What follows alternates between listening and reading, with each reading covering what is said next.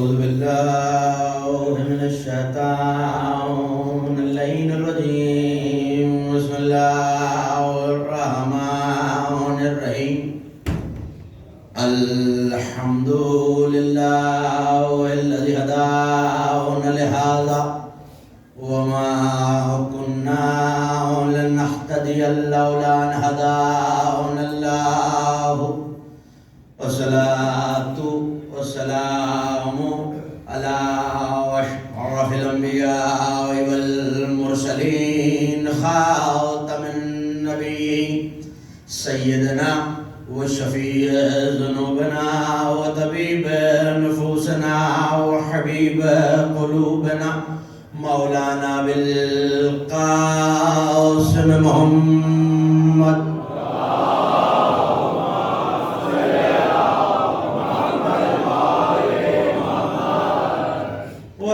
الطيبين الطاهرين المعصومين المظلومين الميامين الذين ذهب الله عنهم الرجس وطهرهم تطهيرا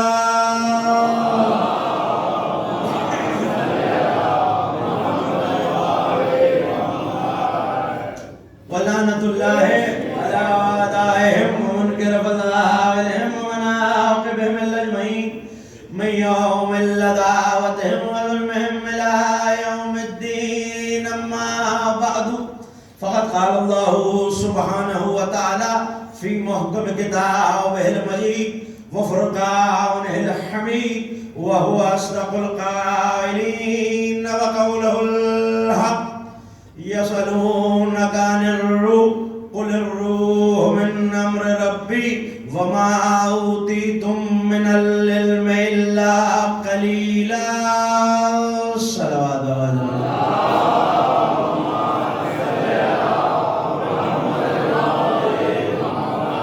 آسمان فرماتے ہیں بلند آواز سے درود بھیجنے سے دلوں سے کینہ اور نفاق دونوں دور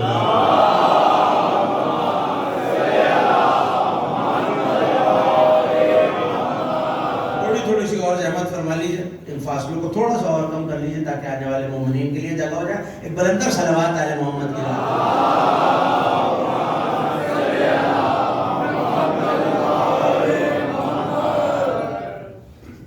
ہمسا مجالس اعضاء بسلسلہ شہادت کوثر النبی صدیقہ کبریٰ جناب فاطمۃ الزہرا صلوات اللہ علیہ وسلم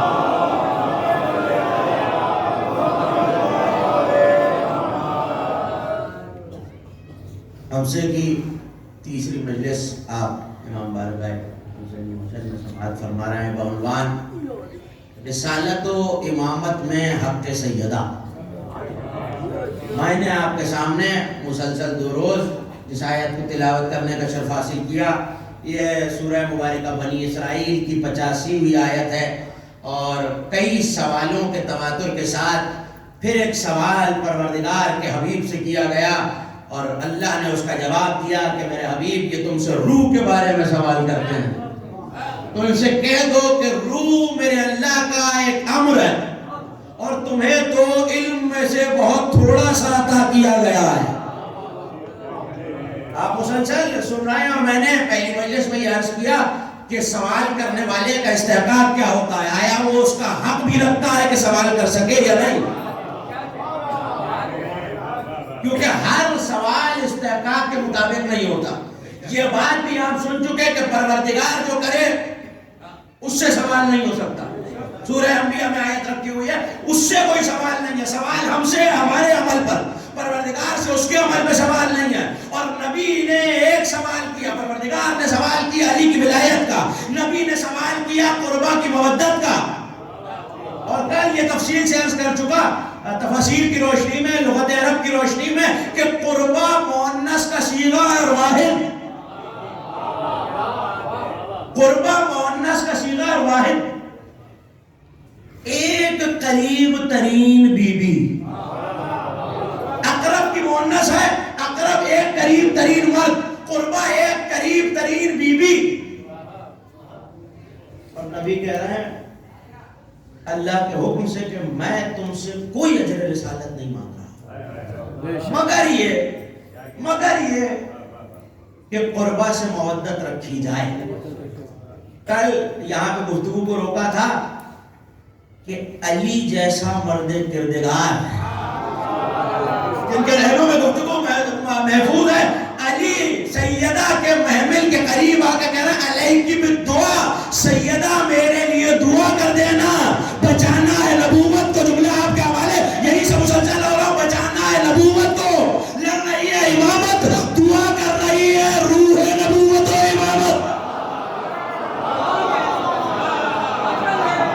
یہی سے جڑ جائیے میرے ساتھ، دعا کر رہی ہے روح نبوت و امامت. وہ بیٹی آخری حدیث جو نبی نے شد و مد کے ساتھ ارشاد فرمائی، اور اسے طرفین کے علماء نے بھی لکھا ہے اور باقاعدہ کتابیں اس حدیث پہ لکھی گئی ہیں، حدیث ثقلین. انی تارکم فیکم الثقلین، حدیث اتنی مشہور ہے کہ آپ مجھ سے پہلے پڑھا ہے. انی تارکم فیکم الثقلین، صاحب ابقات الانوار نے تو پوری جلد اس پہ لکھ دی کہ 1400 سال میں کتنے راوی موجود ہیں اس حدیث کے اور کن کن علماء اہل سنت نے اس کو روایت کیا. کیا لکھا؟ میں تم میں دو گراں قدر چیزیں چھوڑے جا رہا ہوں، کتاب اللہ و عطرت اہل بیت، اللہ کی کتاب اور میری عطرت میرے، بولیں گے تو بات بنے گی، عطرت میرے اہل بیت. یہ وہ حصہ ہے حدیث کا اور اس سے آگے کا کہ ان سے تمسک کرو تم گمراہ نہیں ہوگے. یہ ایک دوسرے کو تب تک نہیں چھوڑیں گے جب تک میرے پاس حوض پہ نہ پلٹ آئیں. اتنی حدیث آپ سنتے رہتے ہیں، پڑھتے رہتے ہیں، توغروں پہ لکھی ہوئی ہے، امام باڑوں میں لکھی ہوئی ہے، رضاخانوں میں لکھی ہوئی ہے، مگر یہ وہ حصہ ہے جو علماء اہل سنت نے نقل کیا. جو حصہ آپ کے وہاں ہے اگر اجازت دے تو وہ پیش کروں. حوالہ یاد رکھیے، صاحب مختصر البصائر علامہ حسن بن سلیمان ہلی جو کہ 5ویں صدی ہجری کے عالم ہیں، انہوں نے لکھا کہ یہاں تک تو مینا کے میدان میں فرمایا کہ میں تم میں دو گراں قدر چیزیں چھوڑے جا رہا ہوں. یہ یاد رکھیے گا کہ اللہ یہ کہہ رہا ہے یہ روح کے بارے میں سوال کرتے ہیں، اور سیدہ کے بارے میں نبی کہہ رہا ہے میرے دونوں پہلوؤں کے درمیان جو روح ہے وہ فاطمہ ہے. حدیث آپ کے حوالے کر رہا ہوں، مینا کے حوالے میں نے آپ کو دے دیا. بصائر الدرجات میں بھی ہے، منتخب بصائر میں بھی موجود ہے. بصائر الدرجات حسن بن فروغ اسوار 11ویں امام کے صحابی. مختصر البصائر علامہ حسن بن سلیمان ہلی، انہوں نے یہاں سے آگے کی بات لکھی کہ مینا کے میدان میں یہی حدیث ثقلین کہ میں تم میں دو گراں قدر چیزیں چھوڑے جا رہا ہوں، ایک میری کتاب، ایک اللہ کی کتاب، ایک میرے اہل بیت، یہ ایک دوسرے کو نہیں چھوڑیں گے حتیٰ کہ میرے پاس ہوش پہ آ جائیں. اس کے بعد فرمایا انی تارکم فیکم الحرم الثلاث، میں تم میں 3 حرمت والی چیزیں چھوڑے جا رہا ہوں. اللہ کی کتاب، توجہ، اللہ کی کتاب، میری عطرت اور اللہ کا گھر کعبۃ اللہ.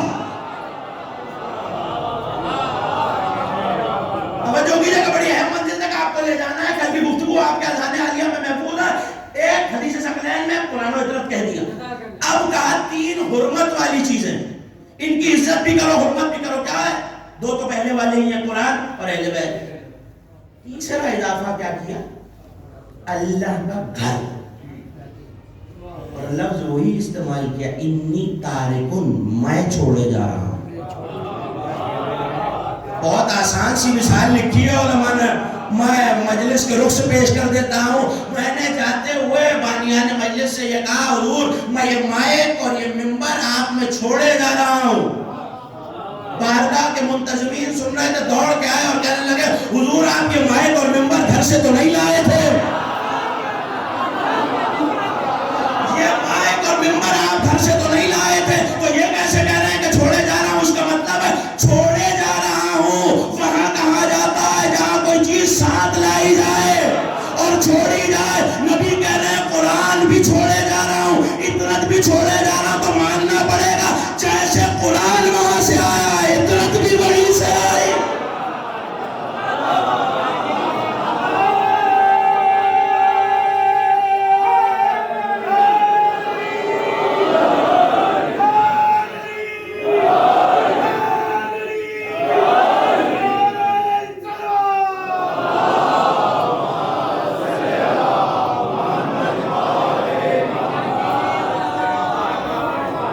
جیسے قرآن وہاں سے آیا اطرت بھی وہیں سے آئی ہے. آپ کہیں گے تیسری چیز ہے کعبہ, تو جائیے تحقیق کر لیجئے. شیعہ سنی سب علماء نے یہی لکھا ہے کہ کعبہ ابراہیم نے اثر نو بنایا ہے.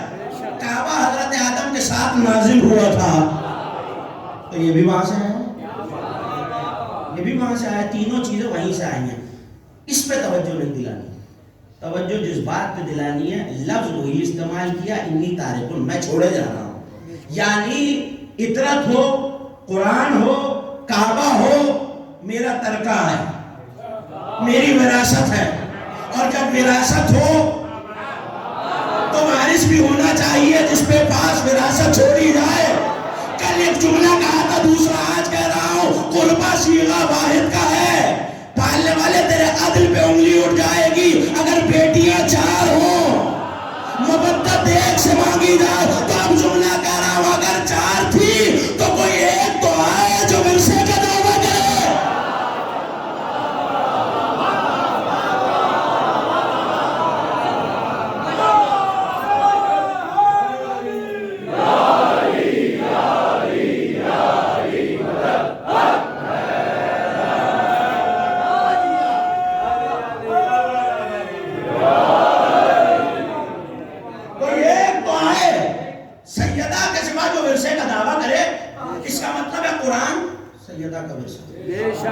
اطرت تو بطریق اولا نسل سیدہ ہے. کعبہ, مجھے آپ کو کسی منزل پہ لے جانا ہے جہاں سے میں نے گفتگو شروع کی تھی پہلی مجلس میں, کہ جب تک روح نہ آ جائے جسد کی قیمت نہیں ہوتی. مثال کیا ہے, آدم کو سجدہ تب ہوا نفخت فیہ من روحی, جب میں اپنی روح پھونک دوں تو پھر تب سجدے میں گزر جانا. تو میں تو سجدہ آدم کے دل سمجھ گیا تھا, روح آتی ہے تو سجدہ ہوتا ہے. گھر تو پہلے سے تھا, قبلہ تب بنا جب روح آئی.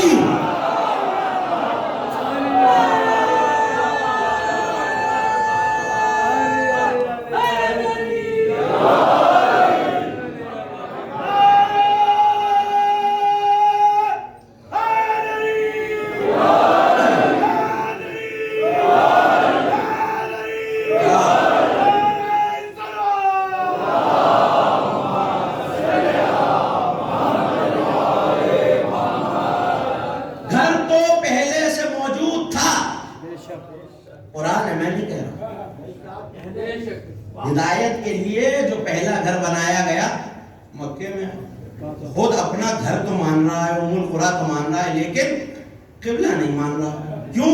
میں نے کہا پالنے والے پہلے دن ہی سجدہ کرا لیتا. آدم کے سجدے نے یہ بتا دیا کہ فلسفہ یہ ہے, قیمت روح کی ہوتی ہے. سیدہ علی کی بھی روح ہے, اور وہ کیسے؟ روحوں کا روحی علی, جسموں کا جسمی علی. جو میری روح ہے فاطمہ ہے روح رسالت, جو رسالت کی روح علی کی روح, علی ہے روح کعبہ. صرف ایک جملے کے لیے یہاں تک لایا ہوں آپ کو. اور حوالہ یاد رکھیے, جنت المأویٰ, یہ جملہ بہت ضروری ہے کہنا, اور علماء میں ایسے عالم کا جملہ ہے.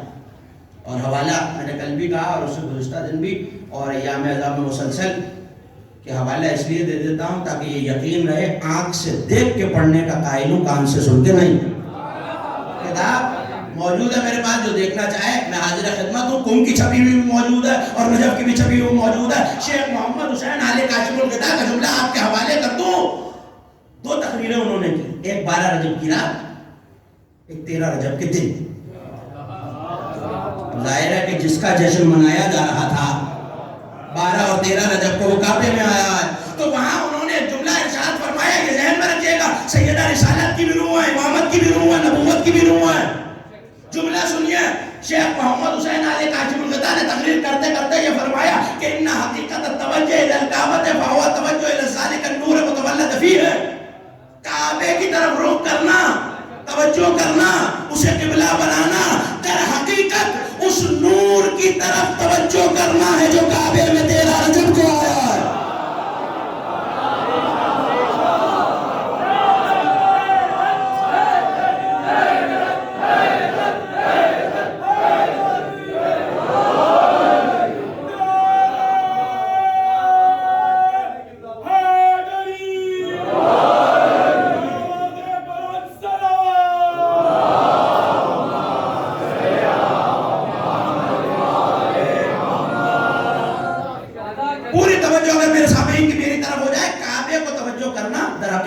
روح کی طرف توجہ کرنا ہے جو کعبے میں 13 رجب کو آئی ہے، اس نور کی طرف توجہ کرنا، وہ روح کعبہ. لیکن اگر کوئی قصد میں یہ رکھتا ہے، میں نہیں کہہ رہا، نجف میں علی کے روزے سے باہر نکلیں گے تو سامنے قبر ہے، بالکل سامنے، پورا ادارہ موجود ہے، مؤسسۃ الکاشف الغطاء، قبر بھی وہیں ہے، ان کی لائبریری بھی وہیں ہے، یہ ان کی تقریر کتاب میں چھپی ہوئی موجود ہے. جو دیکھنا چاہے میں حاضر خدمت ہوں. کیا کہہ رہا ہے؟ کعبے کی طرف توجہ کرنا، در حقیقت اس نور کی طرف توجہ کرنا ہے جو کعبے میں آیا. لیکن اگر قصد میں ارادے میں یہ ہے کہ توجہ کرو گے علی تلک البنیت ولا تلک الاحجار، ان کعبے کے پتھروں اور دیواروں کی طرف، جملہ ان کا آپ کے حوالے جیسے دن چاہے سنیے، اگر ان پتھروں اور دیواروں کی طرف توجہ کرو گے اور علی کی طرف توجہ نہیں کرو گے تو وہ کہتا ہے یہ بھی بت پرستی ہے. معاذ اللہ.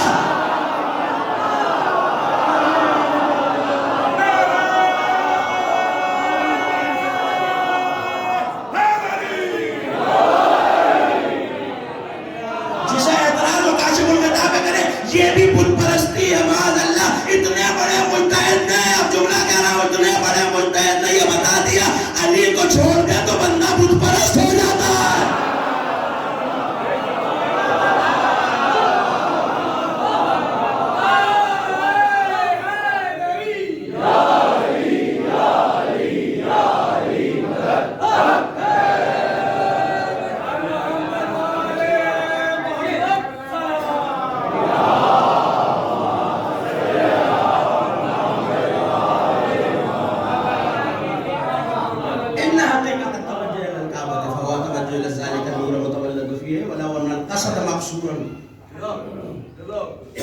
تلک البنیت و تلک الاحجار لیعظنہم کان من عبادت الاصنام معاذ اللہ. ولیکن اس جملے کے لیے زحمت دیا آپ کو. ولیکن یاد رکھیے گا روح میرا موضوع ہے. یہ روح کے بارے میں سوال کرتے ہیں، کہہ دو تمہیں تھوڑا سا علم ہے، تم روح کو سمجھ نہیں سکتے. تناسب یہ تقاضا کرتا ہے، دو چیزوں کا مرکب ہے جسم. میرا اور آپ کا وجود دو چیزوں کا مرکب ہے. ایک یہ جسد ہے جو ظاہر ہے، ایک اس کا باطن ہے جسے روح کہتے ہیں. توجہ، ایک اس کا باطن ہے جسے روح کہتے ہیں. تو وہ کہتے ہیں تناسب یہ تقاضا کرتا ہے کہ روح اور بدن یہ دو چیزیں ہیں جن کا انسان مرکب ہے. تناسب کا تقاضا یہ ہے کہ یہ بدن جو تراب کا بنا ہوا ہے، تھوڑا تھوڑا سا بیدار ہو جائیے، یہ بدن جو تراب کا بنا ہوا ہے، کعبے کے بدن کو سجدہ کرے جو تراب کا بنا ہوا ہے، اور روح جو نور ہے اس روح کی طرف توجہ کرے جو کعبے میں اترا، تاکہ ہر جنس اپنی ہم جنس سے مل جائے، مٹی مٹی میں مل جائے، نور نور میں مل جائے.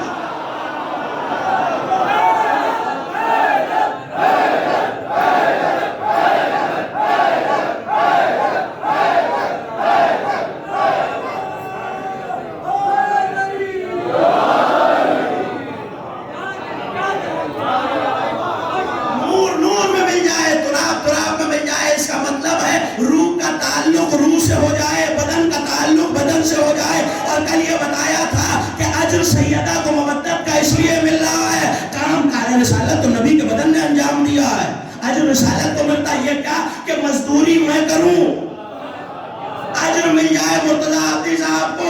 یہ تو نہیں ہو سکتا اگر مزدوری میں نے کی تو اجر بھی مجھے ملنا چاہیے، محنت کشی میں نے کی تو اجر بھی مجھے ملنا چاہیے. تو روح اور بدن کے فلسفے نے سمجھا دیا، محنت کرتا ہے بدن، اجر کی حقدار ہوتی ہے روح.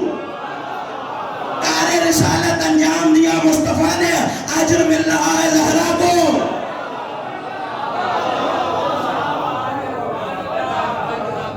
مودت کا اجر پہنچ رہا ہے شہزادی تک. روح نہ ہو. شرائع میں امام سے کسی نے پوچھا کہ مولا یہ جب روح نکل جاتی ہے بدن سے تو جسم سے بدبو آنے لگتی ہے، وہ آنے لگتی ہے کچھ دیر بعد، تو کہا اس کی وجہ یہ اللہ کی نعمت ہے. اگر بو نہ آتی تو کبھی تم اپنے مردوں کو دفن نہ کرتے. شرائع شرح صدور، کبھی بھی تم اپنے مردوں کو دفن نہ کرتے. تو کہا مولا جب تک ہمارے جسم میں ہوتی محسوس ہی نہیں ہوتی، جب تک ہمارے جسم میں ہوتی محسوس ہی نہیں ہوتی. نکلنے لگتی ہے تو پتہ چلتا ہے کہ روح قدموں سے جا رہی ہے اور پیروں کی طرف سے نکالی جاتی ہے، قدموں سے روح جا رہی ہے. کہ روح کا تعلق جسمانی نشو و نما سے ہے. روح کا تعلق جسمانی نشو و نما سے ہے. یعنی اگر میرے جسم میں حیات باقی ہے، میں چل پھر رہا ہوں اور میری جلد، میرا گوشت، میری ہڈیاں یہ گل سڑ نہیں رہی، تو اس پہ دار و مدار ہے روح کا. اس میں روح کا کار فرما ہے جس نے زندہ رکھا ہوا ہے. روح نکل جائے تو بدن مردہ ہو جاتا ہے، اس میں سے بو آنے لگتی ہے، اور جہاں سے بو آئے، جائیے حدیثیں بھری پڑی ہیں، جو حدیث کی کتاب ملے اٹھا کے دیکھیے. حرام اور سود کھانے والے کے گھر اللہ کے فرشتے نہیں آتے. وجہ کیا ہے؟ اس کے دہن سے بو آتی ہے، فرشتے دور ہو جاتے ہیں، نہ رحمت آتی ہے نہ عمل لے کے جاتے ہیں. سیدہ ہے روح رسالت. رسالت کا عقیدہ نہ ہو تو عمل بیکار ہے. سیدہ سے مودت رکھو ورنہ عمل میں سے بو آنے لگے گی.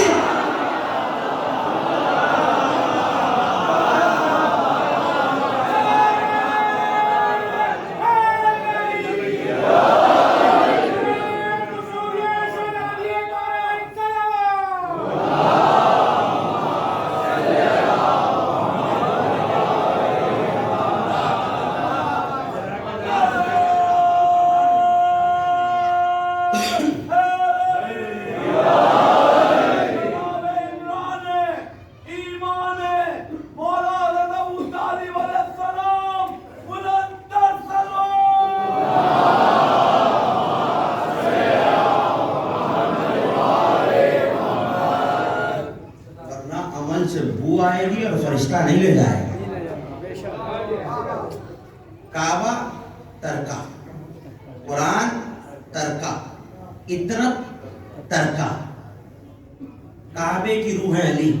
شیخ کاشف الغطا کہہ رہے ہیں اگر علی کو چھوڑ دو گے تو کعبے کو سجدہ کرنا بھی صرف پتھروں کو سجدہ کرنا ہوگا، اور پتھر کو سجدہ کرنا ہی بت پرستی ہوتی ہے. اس کا مطلب ہے علی ہے روح کعبہ، سیدہ ہے روح علی. ایک جملہ آپ کے حوالے کر دیا، دوسرا سن لیجئے. اگر سیدہ سے مودت نہ رکھی تو علی کی بلا فائدہ نہ دے گی، علی کی بلا نہ ہو تو سجدہ فائدہ نہ دے گا. اگر سیدہ کی مودت نہیں ہے، عقیدہ بھی بیکار ہے، سجدہ بھی بیکار ہے.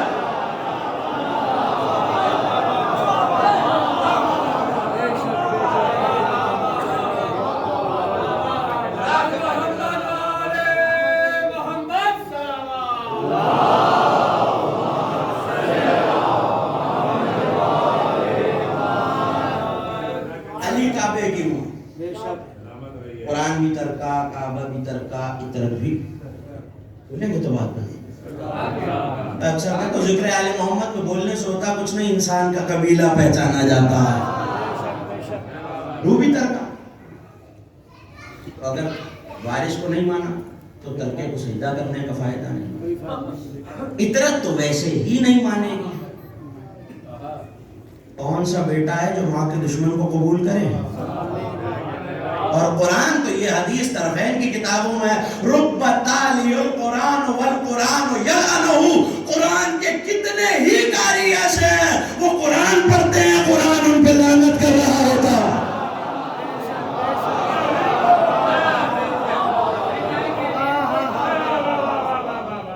سیدہ ہے روح، اور روح کا تعلق ابھی میں نے عرض کیا نشو و نما سے ہے. جسم کی نمو ہو رہی ہے روح سے. روح ہے تو جسم باقی ہے. ایک چیز ہے غذائے روحانی، ایک چیز ہے غذائے جسمانی. میں روٹی کھا رہا ہوں، یہ جسم کی غذا ہے. میں پانی پی رہا ہوں، یہ جسم کی غذا ہے. روح کی بھی کوئی غذا ہونی چاہیے. ذکر الہی روح کی غذا ہے. اور یہ بھی یاد دلانے کی ضرورت نہیں کہ کسی کے ذکر کو نبی نے یہ کہا ہے اس کا ذکر میرا ذکر، میرا ذکر اللہ کا ذکر. تو یہ ذکر روح کی غذا بھی ہے، لیکن یہ میرا اور آپ کا الگ الگ رزق ہے. جو جسم کا الگ ہے، روح کا الگ ہے. میں نے یہ حدیث دیکھی جسے صاحب جنت العاصمہ نے لکھا کہ نبی نے فرمایا جب کبھی مجھے بھوک کی شدت ہوتی میں سیدہ کی چادر آنکھوں پہ رکھ لیتا پیٹ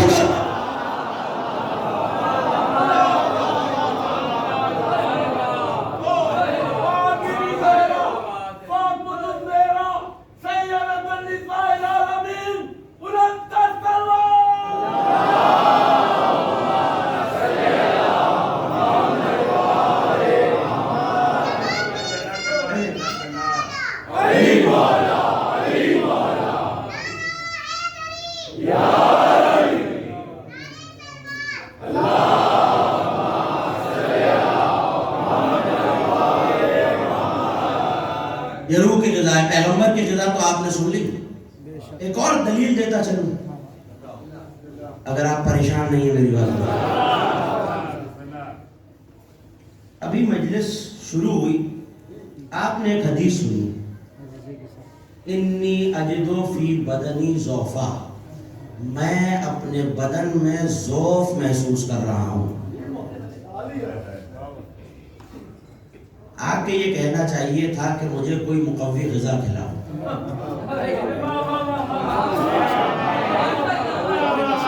دلیل تو میں نے دے دی اور میرا مجمع مجھے حیرت سے دیکھ رہا ہے. مجھے کھانا کھلاؤ, کوئی مقوی غذا کھلاؤ, کوئی ایسی چیز دو جس سے طاقت ہو.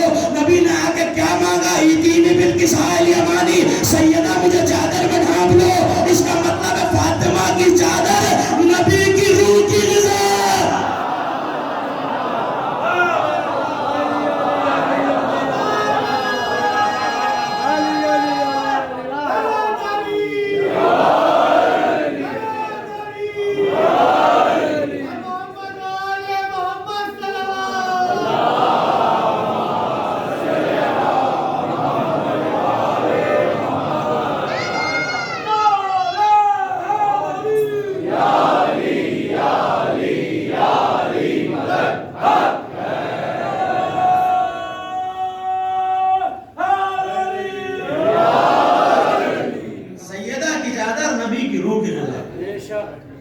اور علی کی بات, سیدہ کی چادر میں صرف نبی تو نہیں آئے, علی بھی آئے, حسن و حسین بھی آئے. سیدہ کی چادر نبی ہو, علی ہو, حسن و حسین کی, کیوں؟ روح رسالت و نبوت و امامت درمیان میں موجود ہے. سوال کا جواب وہ دن جو آپ نے سنا وہ موضوع کی تمہید تھی. سوال کا جواب یہ دے رہا ہے پروردگار کہ یہ تم سے روح کے بارے میں سوال کرتے ہیں. حبیب ان سے کہہ دو روح میرے رب کا امر ہے. روح میرے رب کا امر ہے. تو پہلے یہ تو پتا چلے کہ خود امر کیا ہے. روح میرے, اور یہ ابھی رسالت کی روح کی بات نہیں ہے, صرف روح کی بات ہے. روح میرے رب کا امر ہے. تو واقعہ میں آپ کو یاد دلا دیتا ہوں, اکثر سماعتوں سے ٹکرایا ہوا. علامہ ہاشم بارانی نے مدینۃ الماجد میں بھی لکھا اور صاحب بہار الانوار نے بھی اس کو لکھا ہے کہ سفیر روم آیا, علی دقت القضا میں بیٹھے ہوئے فیصلے کر رہے ہیں. ایسے میں کوئی اپنی شکایتیں لایا ہے, کوئی سوالات لایا ہے. ایک شخص کھڑا ہوا اور کہنے لگا یا علی میں آپ کی رعیت میں ہوں. توجہ کیجیے گا, یا علی میں آپ کی رعیت میں ہوں. نظر اٹھا کے دیکھا اور دیکھ کے کہنے لگے تو میری رعیت میں سے نہیں ہے. میں نے ایک اور جملہ سنا تھا. چلو ایسا ہی ایک اور شخص آیا اور آ کے کہنے لگا مولا میں آپ سے محبت کرتا ہوں, میں آپ سے محبت کرتا ہوں. علی نے سر جھکایا, کچھ دیر بعد سر اٹھایا اور کہا تو میرے چاہنے والوں میں نہیں ہے. یہ جملہ آپ نے سنا ہوا ہے, لیکن علی نے یہ نہیں کہا تو میرے چاہنے والوں میں نہیں. علی کا جملہ کیا ہے؟ وہ جملہ بڑا ہے, میں لست من غنمی, تو میرے ریوڑ میں نہیں ہے. ابھی بھی بات نہیں پہنچی, تو میرے ریوڑ میں نہیں ہے. ریوڑ کیا ہوتا ہے؟ بکریاں, بھیڑیں, ایک جھنڈ ہے, ایک ریوڑ ہے. اور کئی بھیڑیں یا کئی بکریاں تو اسے ریوڑ کہتے ہیں. ان کے ساتھ ایک شخص ہوتا ہے جو ان کی دیکھ بھال کرتا ہے, اسے کہتے ہیں چرواہا. اس نے کہا یا علی میں نے مان لیا میں آپ کے چاہنے والوں میں نہیں ہوں, لیکن یہ نیچے کیا دیکھا؟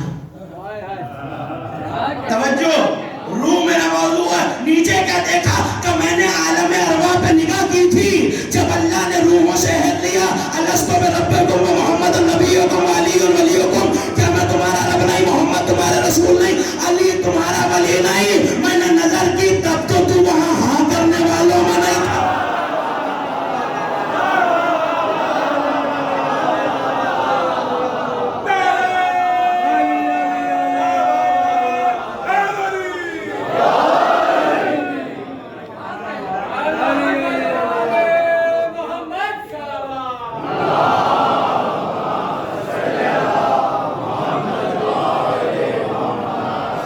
کے باجماعت بلند آواز سے صلوات پڑھیں.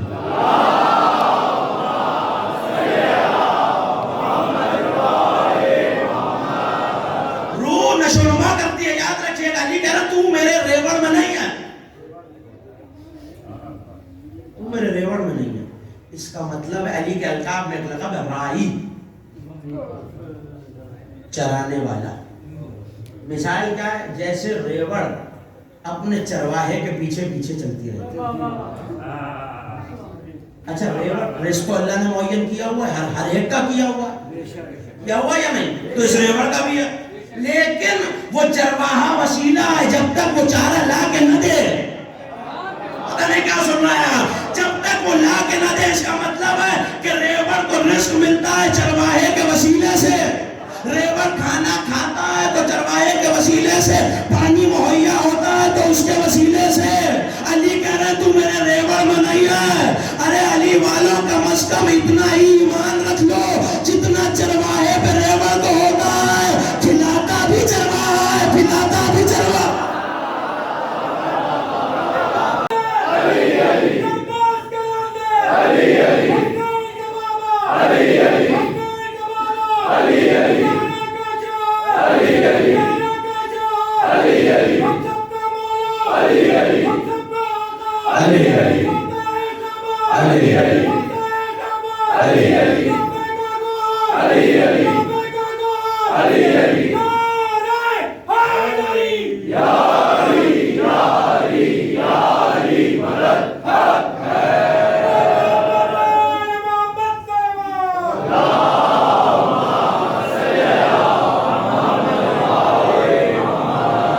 اس کا مطلب ہے علی کے جتنے چاہنے والے ہیں ان کی مثال ریوڑ کی مثال ہے, اور علی کی مثال چرواہے کی مثال ہے. اب یہ چرواہے کی ذمہ داری ہے کسے کتنا رزق دینا ہے, کس سے کتنا روک لینا ہے. علی کی مثال چرواہے کی, دنیا کی مثال ریوڑ کی.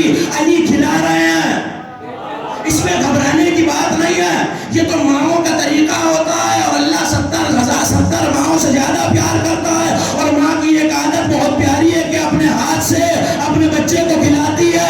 ماں اپنے ہاتھ سے کھلائے سمجھ میں آتا ہے. 70 ماؤں سے زیادہ پیار کرنے والا علی کے ذریعے کھلا رہا ہے. جواب یہ ہے اللہ بندوں کو اپنے ہاتھوں سے کھلا رہا ہے.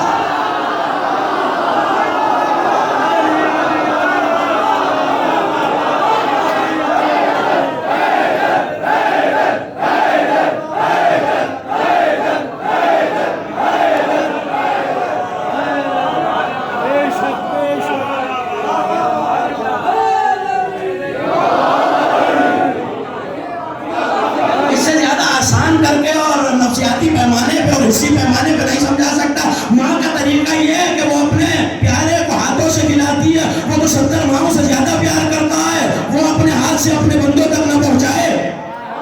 تو یہ بات تو سب تک پہنچ گئی. میری تائید کریں گے تو پتہ چلے گا بات پہنچ گئی کہ علی مخلوق کو اللہ کے اذن سے رزق بانٹنے والے ہیں. آخر تک سب متفق ہے میری بات سے. بس بتانا یہ ہے جو ساری خدائی کو بانٹتا ہے اس کی روٹی سیدہ کے ہاتھوں سے بنتی ہے.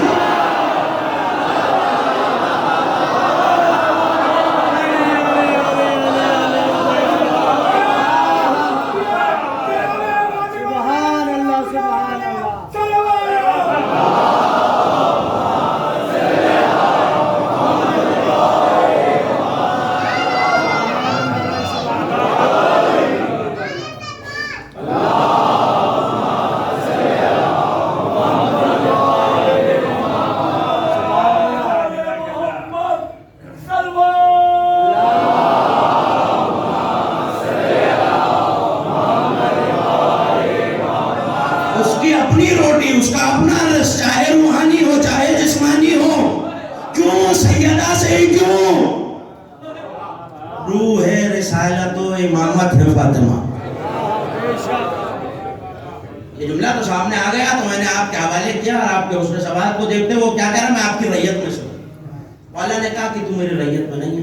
اگر تم نے کبھی علی کو سلام کیا ہوتا تو میں جانتا کہ تم میری ریت میں.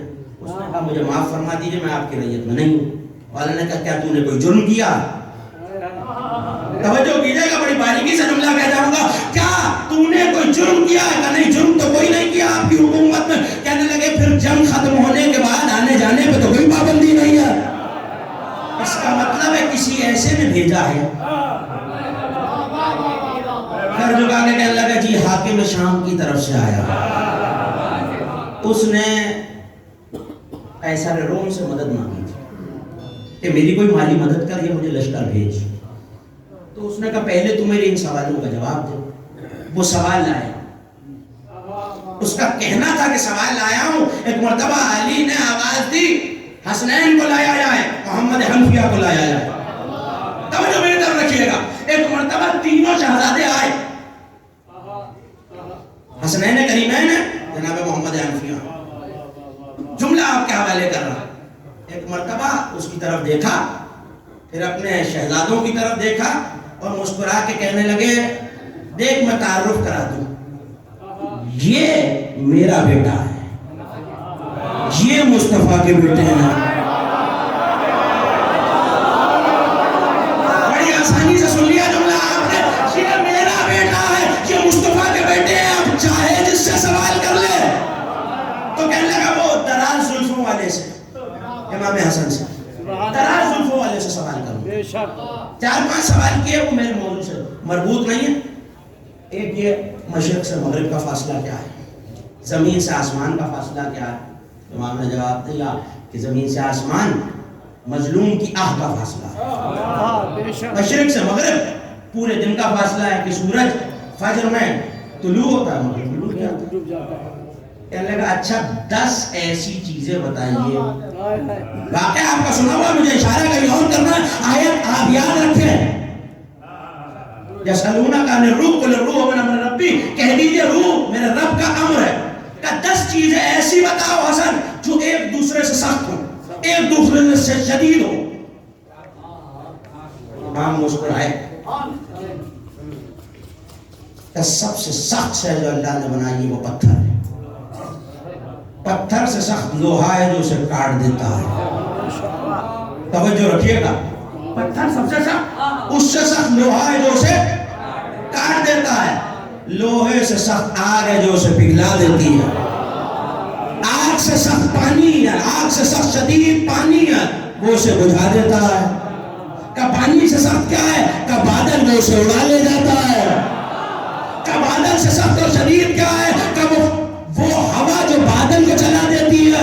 کہ ہوا سے شدید کیا ہے, کہ وہ فرشتہ جو ہوائیں چلاتا ہے. کہ اس سے شدید کیا ہے, کہ ملک الموت جو اسے مارتا ہے. کہ اس سے شدید کیا ہے, کہ موت جو ملک الموت کو مارے گی. کہ اس سے شدید کیا ہے, کہ اللہ کا امر جو موت کو مارے گا.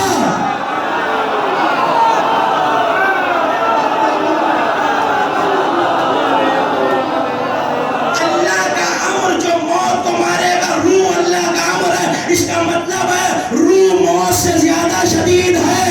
سیدہ ہے رسالت کی روح. اب پتہ چلا کمار کے آبے سے بچہ زندہ کیوں ہوگا.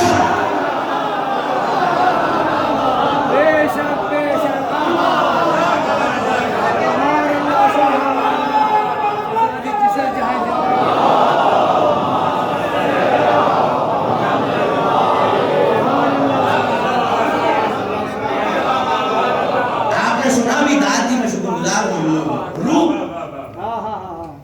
اللہ کا امر ہے. اللہ کا امر موت سے زیادہ شدید ہے. باقی 9 چیزوں سے تو بتائیے کہ اولا شدید ہے, کیونکہ موت سب سے شدید ہے, امر اس سے شدید ہے. روح ہے اللہ کا امر. بتانا بس یہ ہے کہ بچے کو کمار کے آوے سے سیدہ نے زندہ نہیں کیا. سناٹا ہو گیا. کیا اس معجزے میں, کہانی میں کہیں یہ ہے کہ ایک بی بی آئی, اس نے اشارہ کیا, پھر وہ زندہ ہوا؟ معجزہ سنا,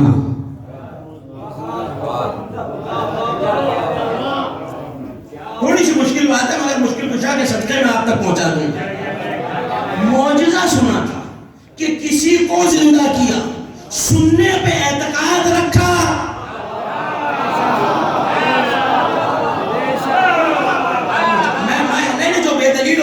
محمد ہوتا ہی نہیں. سورہ یاسین قرآن کا دل کی ایک دھڑکن. انما امرہ اذا اراد شیئا یقول لہ کن. اتنی مشہور آئے گی.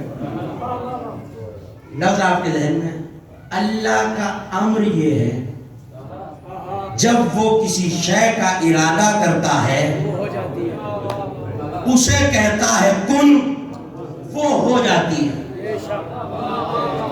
یہ ہے اللہ کا امر کہ وہ کن کہتا ہے اور شے ہو جاتی ہے. اس سے پہلے وہ معدوم ہوتی ہے، عدم میں ہوتی ہے. اللہ کن کہتا ہے تو وجود میں آتی ہے. یہ ہے اللہ کی قدرت کے مظاہر. مگر یہ کن تو کہتے نظر نہیں آتے، یہ تو بس اشارہ کرتے ہیں. قالین سے شیر باہر آ جاتا ہے.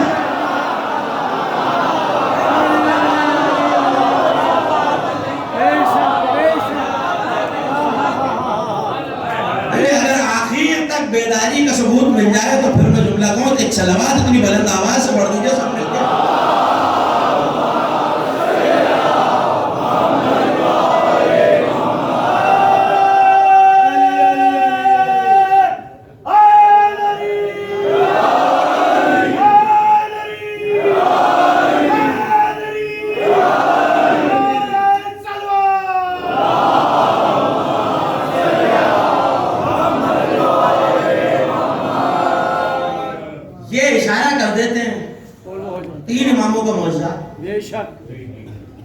تصویر وجود میں آ گئی.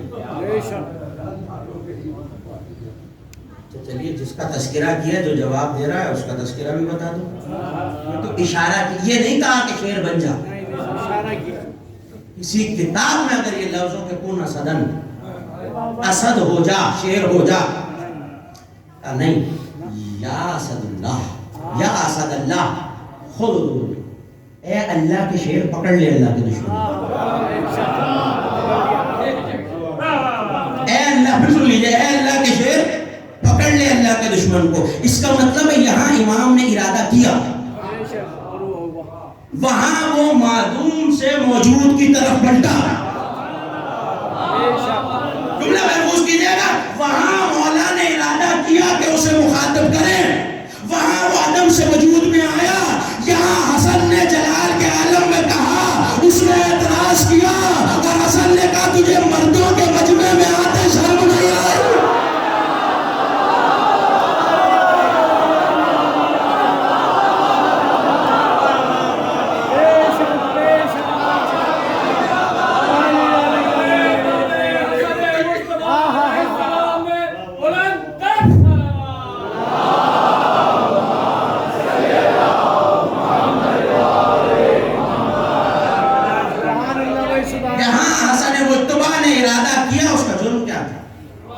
جب یہ روایت پڑھی ہے تو یہ جملہ کہنا مجھ پہ واجب ہے. اس کا جرم کیا تھا؟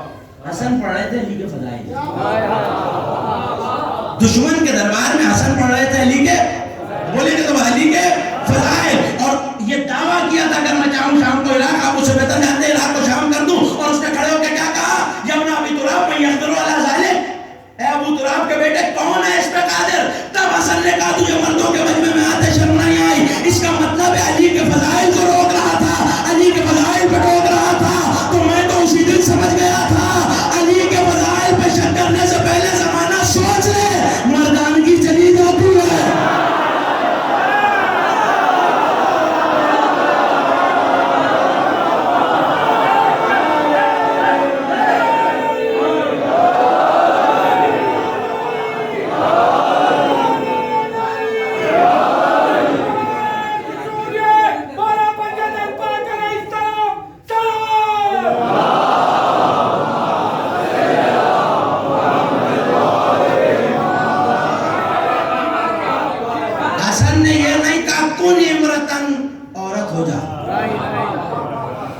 اللہ کی قدرت کے مظہر ہیں، کہہ بھی دیں تو کیا کہہ نہیں رہے. مگر وجہ کیا ہے؟ میں نے کتابوں کے ورق الٹنا شروع کیے.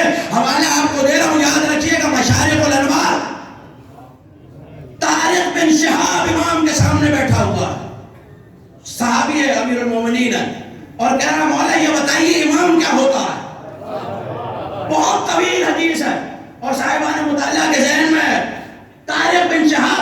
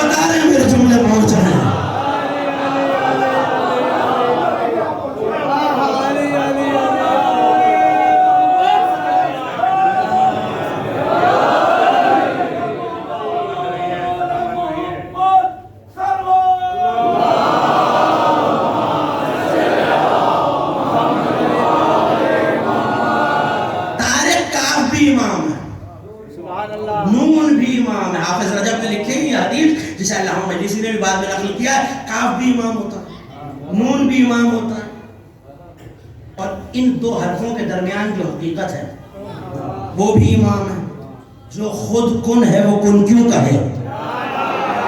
جو خود کن کا امر ہے وہ خود کن کیوں کہے؟ اس کا مطلب ہے، جملہ آپ کے حوالے کر رہا ہوں، روح امامت و نبوت و رسالت ہے فاطمہ. امام ہے کن کی حقیقت، امام ہے کن کا مظہر، امام ہے کن کا امر. امام کی طاقت یہ کہ کہہ دے تو ہو جائے، اور جس کی گود میں 11 امام پڑھ رہے ہو.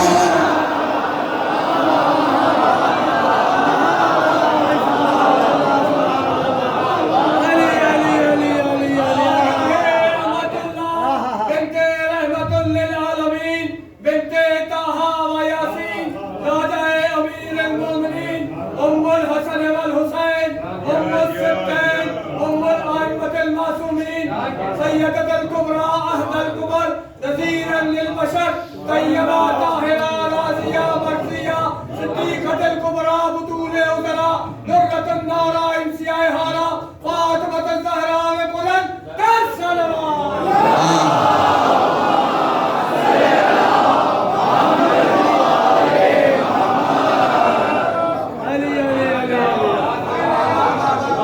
ان کی 11 حقیقتیں، جس کے بیٹے ہوں، 12واں شوہر ہو، اس بیوی کا اپنا اقتدار و اختیار کیا ہے؟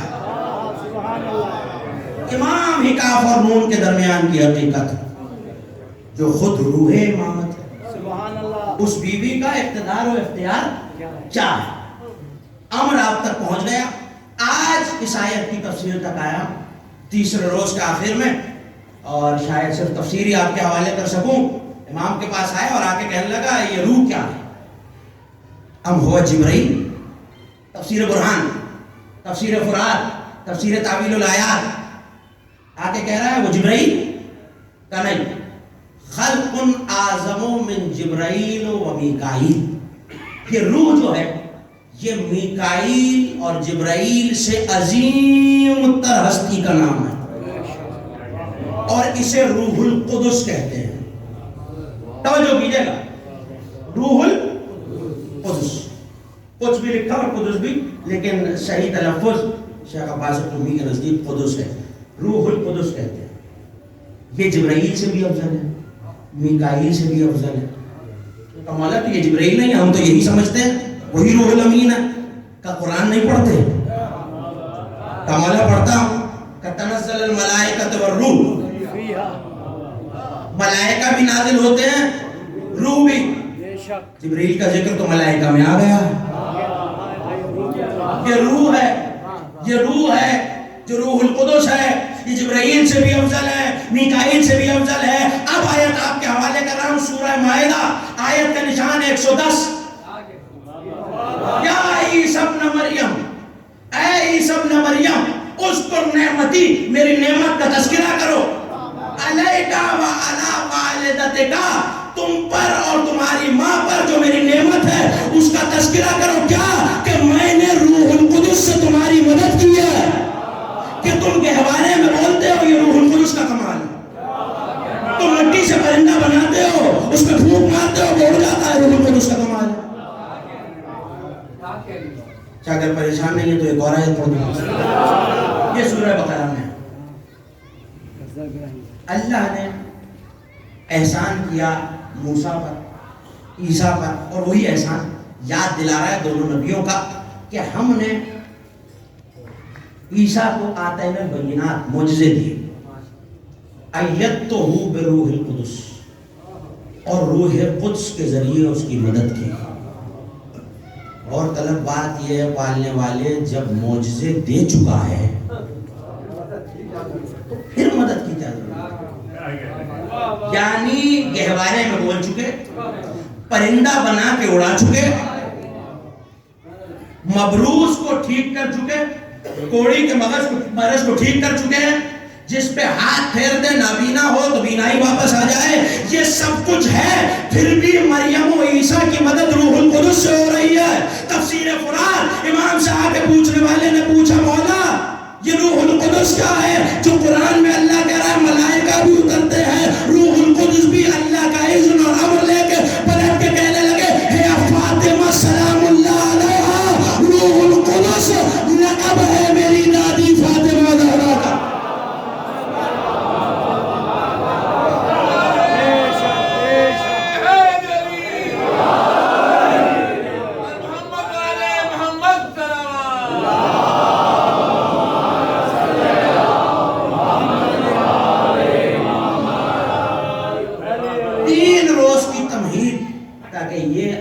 آسانی سے پہنچ جائے۔ اب تک جمہور مفسرین کا تصور یہ ہے کہ روح القدس جبرائیل ہے۔ مذہب اہل بیت میں، تفاسیر اہل بیت میں قول معصوم یہ ہے کہ روح القدس سیدہ مریم کی مدد بھی روح القدس سے، جناب عیسیٰ کی مدد بھی روح القدس سے۔ مریم کی مدد کیا اور معجزہ کیا بتایا کہ جب یہ جھولے میں بولا کس کی گواہی؟ حضرت عیسیٰ جب آنے والوں نے توہین مریم کیا ہے اور یہ کہا کہ تمہارا تو اب نہیں ہوا تو یہ بیٹا کہاں سے آیا، تو مریم خاموش ہے، معصوم بیٹا گواہی دے رہا ہے، انی عبداللہ وآتینی الکتاب، میں اللہ کا عبد ہوں، اس کا رسول ہوں، کتاب لایا ہوں۔ یعنی حضرت عیسیٰ کا بولنا روح القدس کی مدد سے ہے مریم کی گواہی میں۔ ایک بیٹا معصوم ہے اور عصمت کی گواہی دے رہا ہے، سیدہ کے تو 11 معصوم بیٹے ہیں۔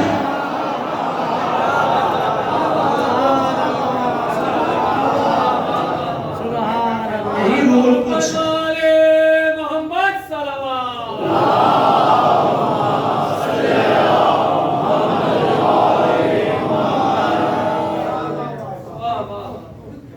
ایک بیٹا گواہی دے رہا ہے،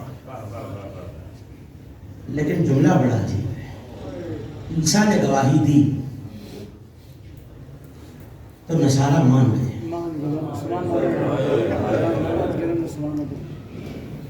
اور یہاں پوچھنے والا یہ کہہ رہا ہے کوئی گواہ بھی لائی ہو؟ آپ کی آنکھوں نے اشکوں کا وضو کر لیا۔ یہ تو یاد دلانے کی ضرورت نہیں ہے کہ آپ کے چھٹے امام سجدے میں سر رکھ کے کہتے تھے پالنے والے ان چیخوں پر رحمت نازل فرما۔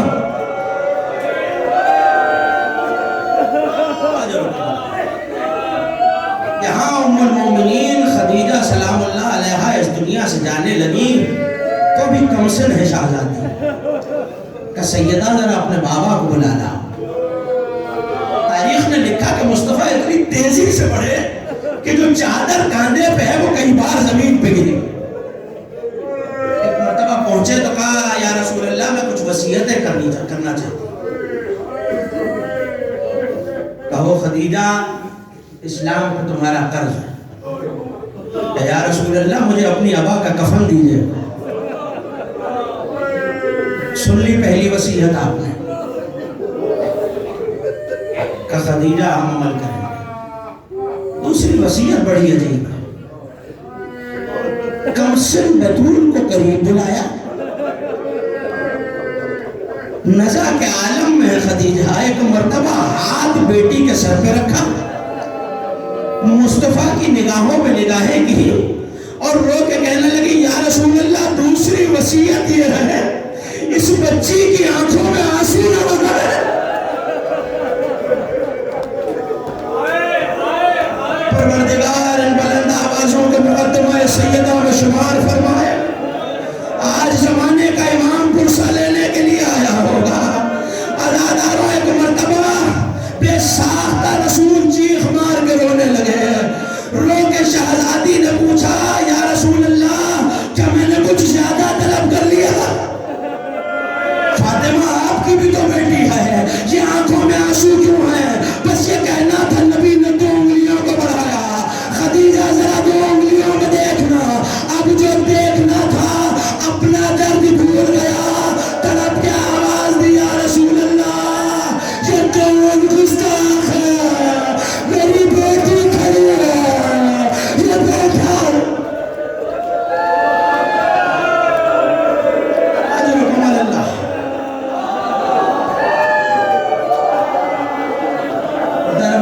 پہ دستک ہوئی.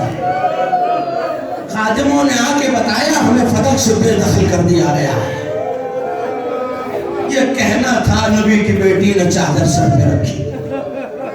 ام ایمن کو ساتھ لیا, حسنین کو ساتھ لیا, وہ تحریر ساتھ لی جو نبی نے لکھ کے دی تھی.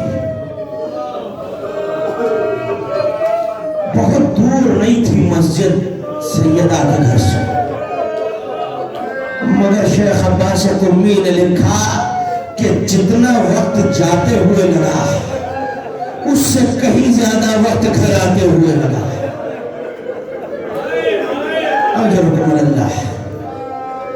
عزادارو رونے میں شرمایا نہ کیجئے, یہ وہ غم ہے جس پہ حسنین بلک بلک کے ہوئے ہیں.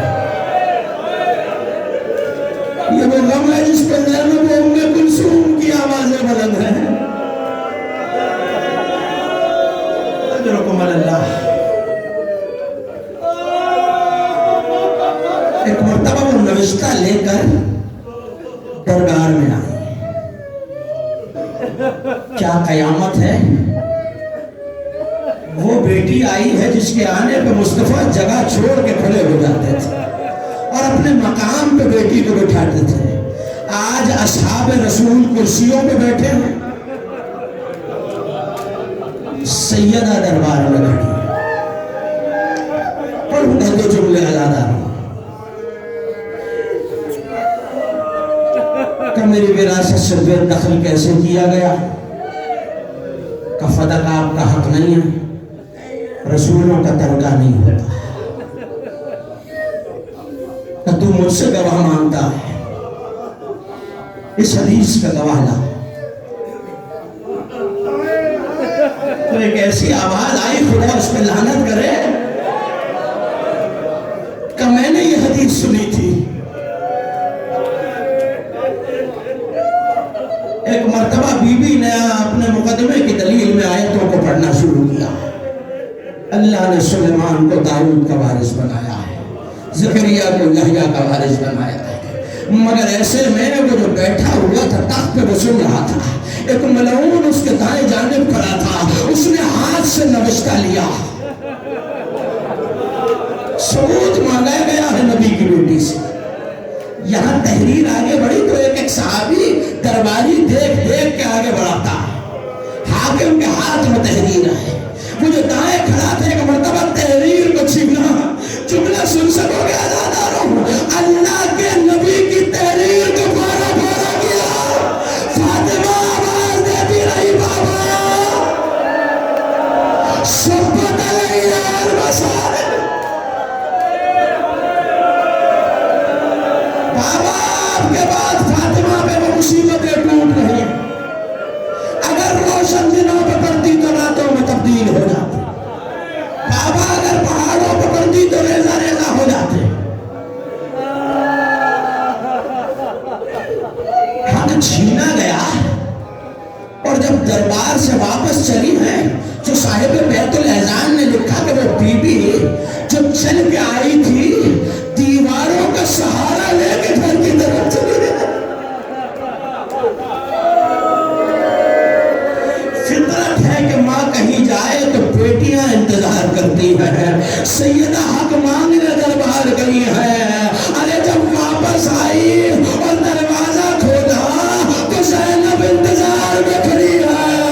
ایک مرتبہ طرف کے دیکھا کہ اماں کہاں سے آ رہی ہو, کہ زینب کیا بتاؤں. بی بی خاموش رہی, مگر زینب نے دوسرا سوال بڑا عجیب کیا. روکتا اماں جب گئی تھی تو بال سیا تھے, آئی ہو تو بال سیا. اجرکم اللہ. میں دعا دے سکتا ہوں جو آنکھ اس غم میں روتی ہے وہ کسی غم میں نہ روئے. آج حسین اپنی ماں کا پرسہ لینے آئے ہو. وہ ماں جو اذاخانوں میں رومال پھیلا کے یہ کہتی ہے کوئی میرے بچے پہ رونے والا.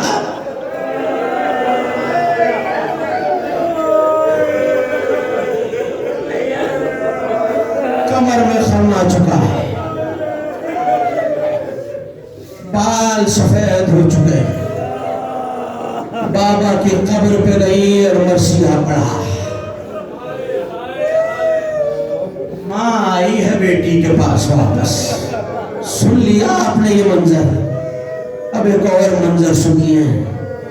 یہ ماں پہ ظلم ہوا جو بیٹی کو نہ بتا سکی، مگر جب بیٹی واپس آئی کربلا گھر سے لٹ کے